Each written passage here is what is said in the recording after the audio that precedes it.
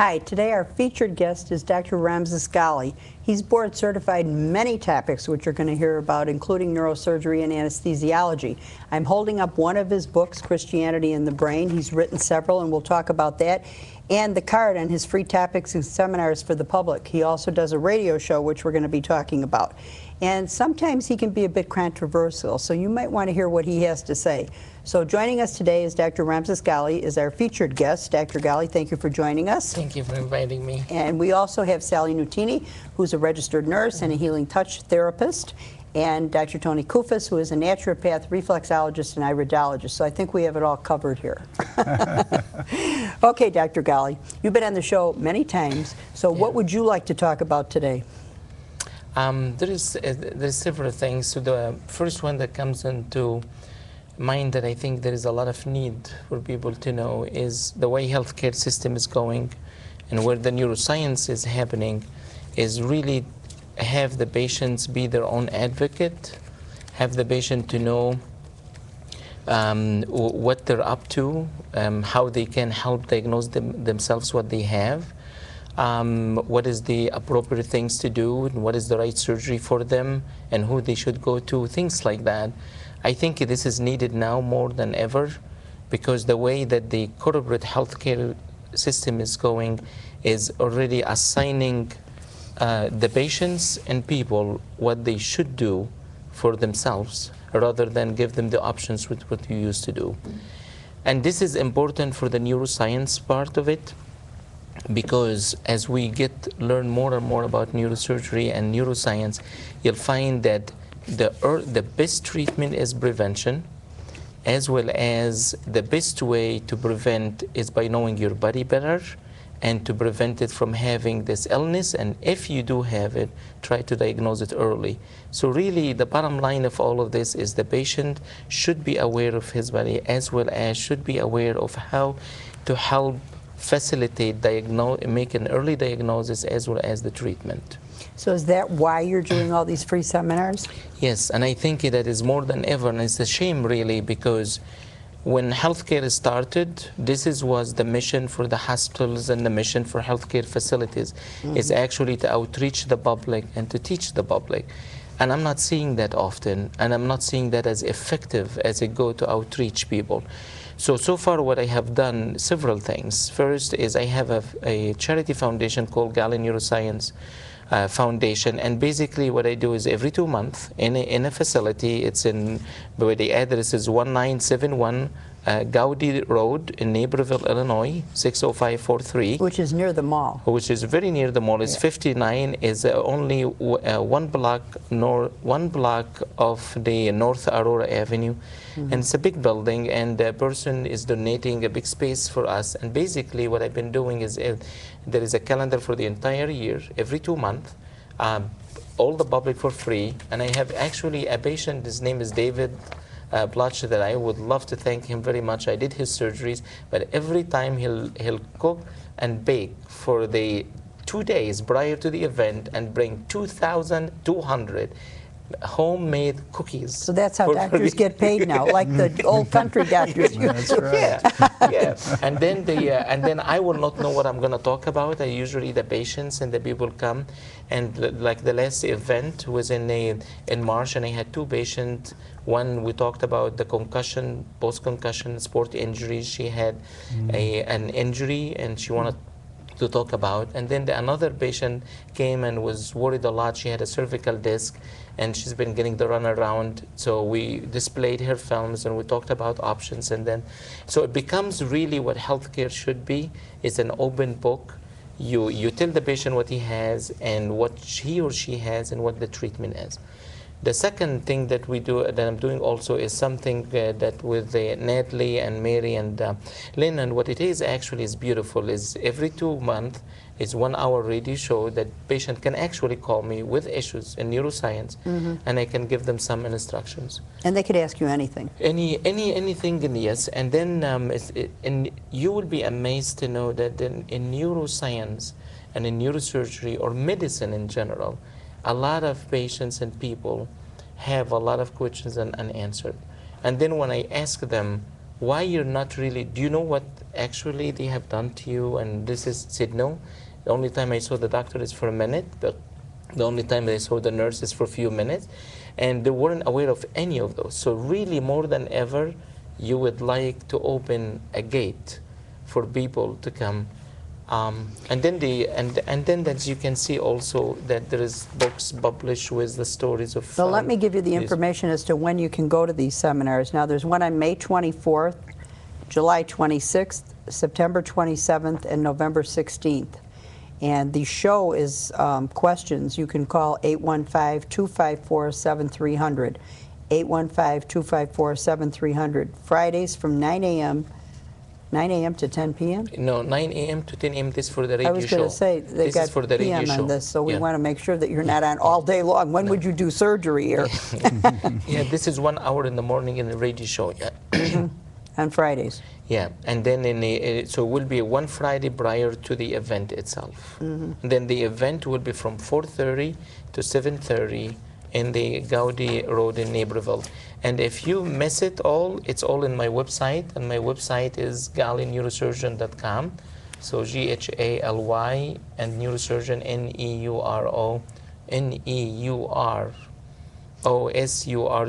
NeuroSurgeon.com. And you'll see all this information. Well, you can also Google Ramsis, R-A-M-S-I-S, Ghaly, G-H-A-L-Y, to get it. Yeah. It's easier, right? Yes. In case they don't know how to spell the other. But you've talked about stroke awareness, brain tumors, traumatic brain injury, hydrocephalus, and malformation surgery, neuroscience, and other things. But you know, what are the things you're board certified in? So I am, my training I enjoyed very much, and I will do it again and again. So I still believe that medicine is one, the human being is one, and if you're going to operate in the patient head, you should really know the rest of the body. What you see nowadays is very fragmented. We used to know, and we still do, to learn to work day and night, to be available for patients anytime. What you see now is they're restricting the hours of certain dishes, and then each one takes part of one for the head, one for this, and then there is no much And of they don't communication. talk. That's the problem. And what's interesting is they thought that they're going to solve these problems by having digital and electronic medical records, and actually not. No. If you ever get a form and see how you read electronic medical records, by the time you try to understand what they wanted to say, it's all like cut and paste and nothing is clear. So there is a lot of issues, and it's more than ever again that open communication and empower the patients and the knowledge. So for instance, I have a neurosurgery. My neurosurgery practice is in between Naperville and Aurora. It's in Fox Valley, close to Fox Valley Mall. It's 4260 Westbrook Drive, Suite 127 in Aurora, Illinois. And what I see is I see second opinions. So one of the things that, since I was with you in the show last time, that is new now, that patients are suffering with correctable illnesses, but they're not getting the treatment because of the cost, but has been told by their carriers and their people to work with that there is no treatment for this. And I can give you a lot of stories, but what's interesting for me to see that this is patient that has been 1 year, 2 years, 3 years, and they have to come to me out of their plan to just look at their case and tell them what is the options out there.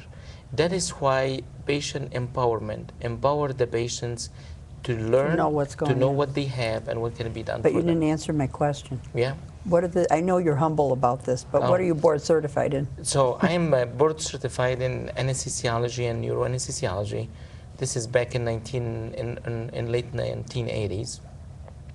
And then in neurosurgery and neurocritical care and pain management and independent medical examiners. And I did so far I've been having about 45 years of training of And I don't think continuous. I've met another doctor that's board certified, and that's like 5 things. Yeah, so It's yeah, amazing. it's Wonderful. good, and it's one for another though, one for another. So, and the more you learn, the more you think you don't know, and you wanted to know more. Well, I know these two, Sally and Tony, must have questions to ask you. So, Sally, what have you been thinking while you've been sitting here? This is your first meeting with Dr. Ghaly. Yes, it is. And Doctor, I was just wondering about these books and the controversy, because so far you've said things that are directly in target for the understanding of the patient's situation. So The very good question, Sally. So these books started really was my mission back when I was in high school. That I found my mission is to try to mix faith and medicine, and try to.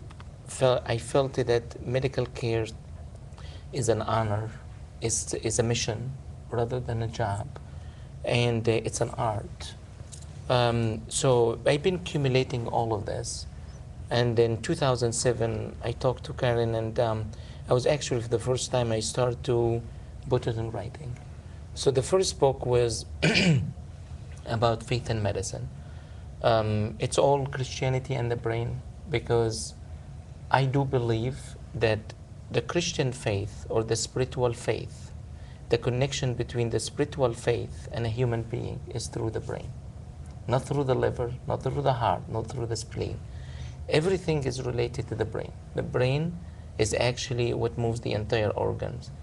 And it's very simple. The spleen of the horses probably have a much better heart than a human being, for instance. So we're not really valued as a human being as much as in the brain.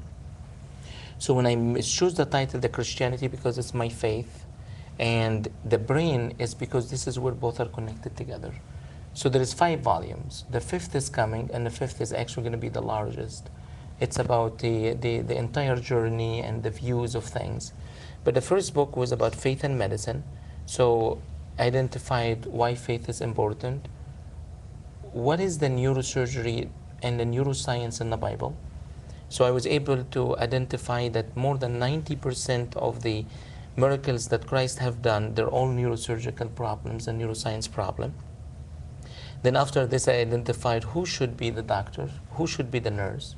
And then at that time, if you open the book back in 2007, I identified completely wrong managements, and I call it the management codes to try to be polite. For instance, I identify something called the procedure management. Basically, somebody is interested in procedures only without looking at the patient. So deviations from all of this. So this is with faith and medicine. At the end of each book, I put live patient stories that patients themselves made a difference in their health. They actually, with their spiritual connections, with the faith, they were able to be moved to have their appropriate treatment. And this is really the issue. Like one of them, for instance, with a patient that had a disabling nerve problem in the leg, and he keep telling the doctor that this is what he has, this is what he had, and they keep looking at the completely different stories until he came and mentioned what you advocate to and others is just listen to the patient. And I found what it is, and I took it out, and it was exactly what the patient thought it is, and with the tumor, and I took it out. And believe me, believe it or not, 2 months later, after a disabling wife, her husband felt that he did his job by bringing the patient to my attention, and then she was cured and he died. So you'll see there is a lot of almost like the Almighty God works through things, and everything is happening for a reason. So in this book, you'll find at the end is why things happen to certain. The second book was Illness Journey. So Christianity in the Brain, Volume 2 is Illness Journey. And what it is every time people come to my office, or a lot of them are, they cry, they ask the question, why it's me, why I'm going through this, and all of this. So what I mentioned in this book is the illness journey, and I chose the stories of patients and the stories from the Bible itself, what happens in the brain through all these illnesses, because we already identified the main organ in the human being is the brain. And the brain is the most underestimated organ in the human being. It's very fascinating. If you have a patient with a heart attack or chest pain, emergency room and physicians go upside down and try to flip over to take this patient. If the patient say, I have dizziness, it can be stroke, he will be on a waiting list for the next 10 hours. And so we think we're getting better. We think we're getting better, but we're not really. We're the same as equal as the Egyptian pharaohs back then. Egyptian pharaohs did not know what is the brain function for, so they took the brain out and threw it away. But they made the heart looks beautiful because they thought that the heart is the main organ, and it's not really. Then the third thing, the book is an important book for me for several reasons. Dealing with neurosurgery, dealing with patients that have terminal brain tumors and all of that. So there is a lot of them. To me, I feel they're visitors. So and their story is it's very sad if you take it in the angle of this. Plus, I lost my mother, and my mother has a lot to do with who I am. So I dedicated this book to her, and it's about the last hour journey. And in it, I put it verse by verse, a chapter by chapter, what the patient should do when they're about to die, so that you can make the dying journey is actually a joyful journey, or is an actually transition between one and another. Because in this book, I was able to balance between a spiritual brain and a physical brain. So a lot of things that people did not express or didn't know how to express it, I was able to express it just by looking purely to the science that I have dedicated my life to, 45 years, as well as the Bible that I have read many times. So I put them all together, and I was able to find the balance or the connections between the physical brain and spiritual brain. And you will be amazed to know from these stories that the physical brain and the spiritual brain are actually hand in hand. One becomes more active than another in a certain stage, and by dying of one, or the one goes down, the other one goes up. And that is why this is the book. It's really a joyful. If you take it and you read it step by step in the dying bed, or if you know there is a patient that is dying. The fourth book is a beautiful book. Is about the patient empowerment. Is 100 patient stories. I did not write this book primarily. Is a neutral reporter. It's a neutral reporter that interviewed Merle Olsen, her name, that interviewed each patient. I'm in here. Yeah. Not as a you're in patient. that book? Not as a patient. Yeah, and as a nurse. interviewed the patient 100 with different stories, brain tumor. And the question was asked to the patient is, what was your story? How did you find out? And what is the treatment received? How satisfied you are? And what you advise other people? This is 100 patient stories. The one that I'm working on, it's been already 3 years now. It's about the entire journey in neuroscience, in my life story, but also in an actual patient stories, and then the healthcare views, because I have been through 5 management systems. I've been employed, I've been free, I've been employed again, so I witnessed all of this. And it's not really a lot of people. Sally asked me how I met you. I heard you give a seminar on case management, because I also am a case manager. And the nurses that were there that worked with you at the hospital told me how great you were and how you never let them get away with anything. So I knew how smart you were then. No, it's just because you're there for your patients all the time, they Yes, said. yes. And then one thing that I need to clarify, the public, people, believe that Obama, Mitt Romney, Democrats, Republicans, the system in healthcare is different. Actually, it has nothing to do with the president. It has nothing to do really with what is the Democrats and the Republicans. The problem in the system is the greediness. This is the problem. What you really need, you need good people, good doctors, good nurses. You want the doctors and the nurses to actually take care of the patients. I'm going to tell you a story that is really horrible, but you should just know for a fact that there is patients get mislabeled with a different diagnosis in order to get treatment to support certain people, and it was millions of dollars. So it has nothing to do about Democrats or Republicans, it's about the inside the system. And yes, If you take care of the patients early, if you treat the patient early, is a cost effective. Can I have that spine over there, Tony? Yes. Tony, did you have a question you wanted to ask Dr. Ghaly? Because I have one. You think about Yes. your question for a I minute. have- What causes degeneration of the lumbar spine? So degeneration of the lumbar spine is, we think, is because of our physical work throughout the years. We do many things in a different ways that put loads in the spine. Yeah. So as a give, we all have degenerative spine. So degenerative spine is a give. We have about 32 discs in our body that is like Cushing's. It takes a lot of the trauma in every day in and day out, and it degenerates the spine. The problem becomes if this degeneration starts to affect the nerves. Now, some people think it's the way we eat, some people think it's the way we build ourselves, but whatever the cause, the spine are meant to be degenerated. Is it from injury, though, traumatic injuries? You can say it's a minor injuries, repetitive over time. It's like carpal tunnel, repetitive motions, especially now people texting and things like that.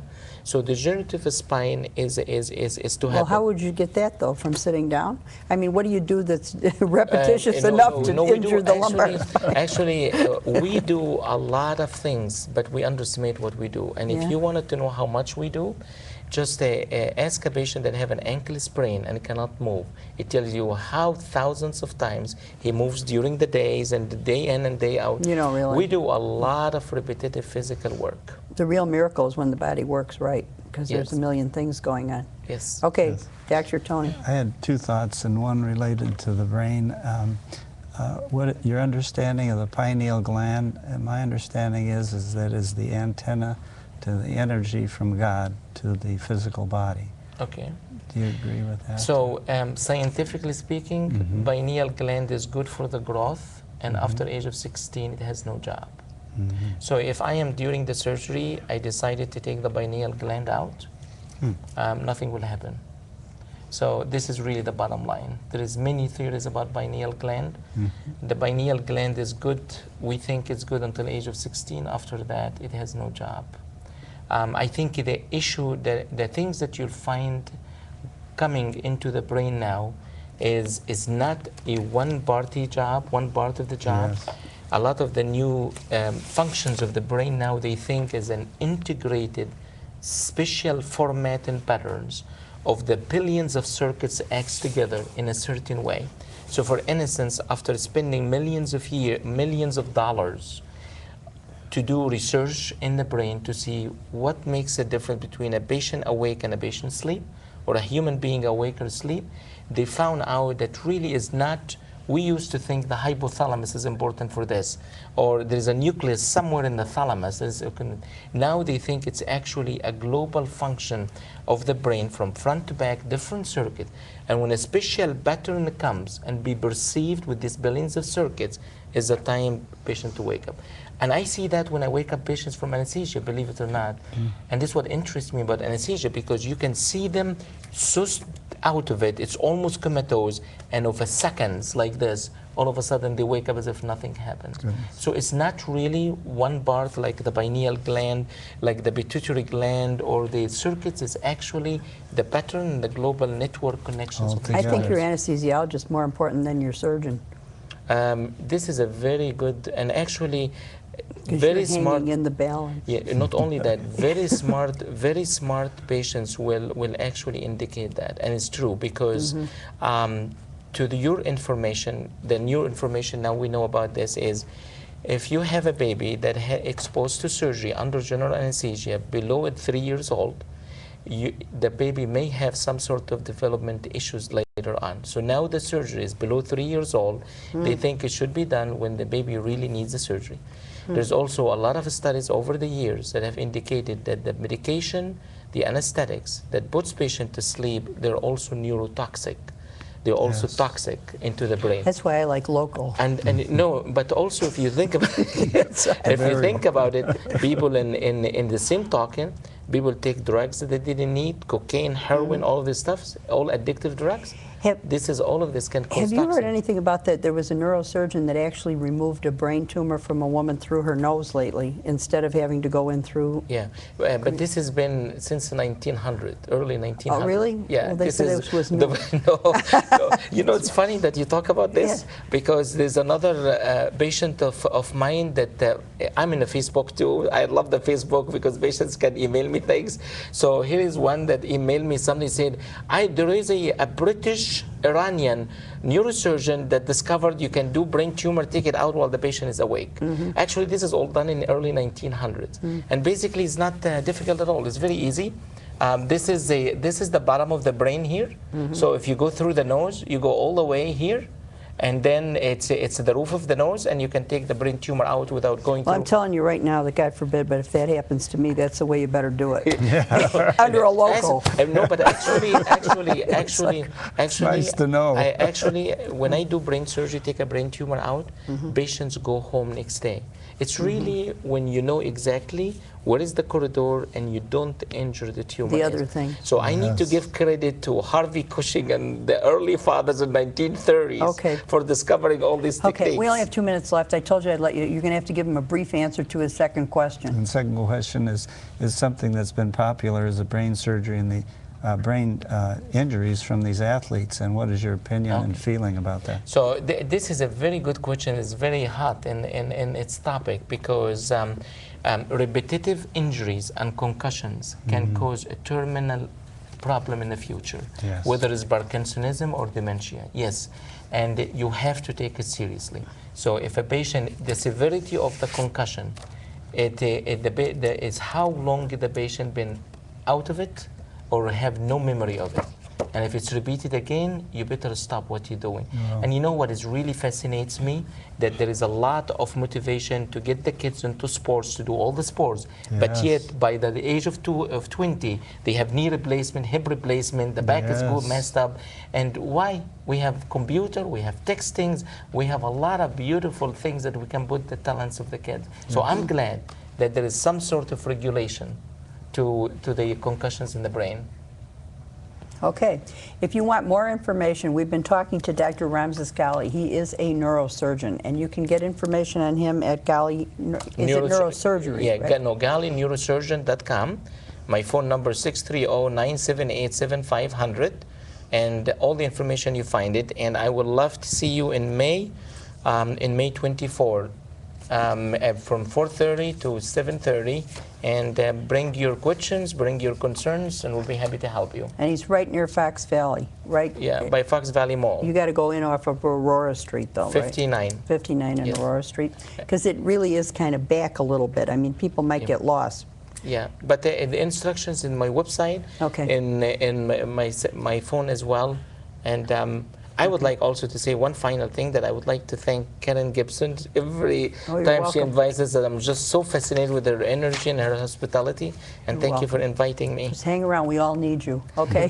All right. Thank you to Dr. Ghaly, Sally Nutini, and Dr. Tony Kufas. Thank you for joining us, and we'll see you next time.